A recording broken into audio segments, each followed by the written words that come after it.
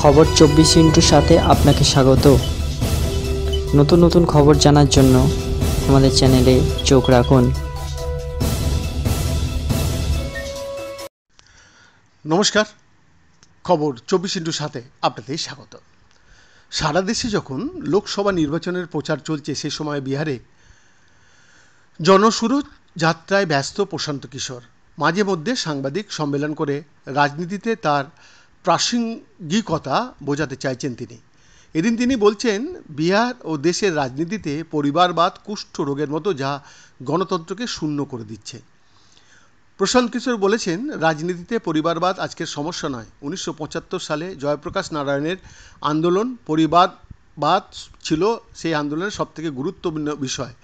তিনি বলছেন, এটা কোনো এক দলের ইস্যু নয়, এটা কংগ্রেস, বিজেপি, আরজেডি সহ প্রায় সব দলেরই ইস্যু।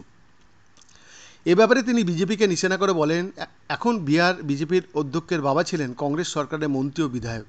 লালু যাদবের সময়, এমনকি নীতিশ কুমারেরও সময়েও তিনি বিধায়ক ও মন্ত্রী হয়েছিলেন। আর বিজেপি শক্তিশালী হতেই সেখানে ছেলেও ক্ষমতা পেয়েছে। প্রশান্ত কিশোর বলেছেন, তিনি গ্রামে গ্রামে ঘুরে এটাই বলতে চাইছেন, গত 30 বছরে বিহারে যতজন সাংসদ বিধায়ক হয়েছে তার তালিকা তৈরি করলে দেখা যাবে 13 কোটি লোকের হিসাবে 3.5 কোটি পরিবার। তার মধ্যে থেকে 1250 পরিবার থেকে সাংসদ বিধায়ক হয়েছেন। এটা পরিবারবাদীদের জন্যে হয়েছে বলে মন্তব্য করেছেন তিনি। মানুষ একটি দলকে ছেড়ে আরেকটি দলকে নির্বাচন করছে, কিন্তু দলের তরফে যে নেতা সুযোগ পাচ্ছেন, সেই নেতার পরিবারের লোকই সাংসদ বিধায়ক হয়ে যাচ্ছেন, তারাই সুযোগ পাচ্ছেন।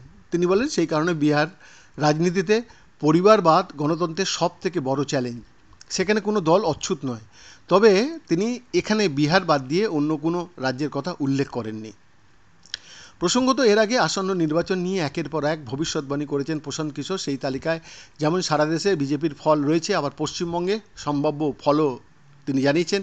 প্রশান্ত কিশোর বলেছেন, বিজেপি তথা প্রধানমন্ত্রী মোদির 370 আসন জয়ের স্বপ্ন পূরণ করা কঠিন। এমনকি এনডিএ জোটের 440 আসন জয়ের লক্ষ্য অর্জনও কঠিন। প্রসঙ্গত, প্রধানমন্ত্রী বিজেপির জন্যে 370 আসন এবং এনডিএর জন্য 400 আসনের লক্ষ্যমাত্রা বেঁধেছেন। অন্যদিকে প্রশান্ত কিশোর বলছেন, 2024 লোকসভা নির্বাচনে পশ্চিমবঙ্গে বিজেপি আশ্চর্যজনক ফল করবে।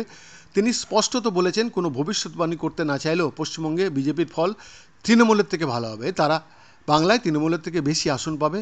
প্রশান্ত কিশোরের এই মত বাংলার তৃণমূল কর্মী সমর্থকদের কিন্তু খুশি করতে পারেনি। বৈদ্যনাথ দাসের রিপোর্ট, খবর 24/7।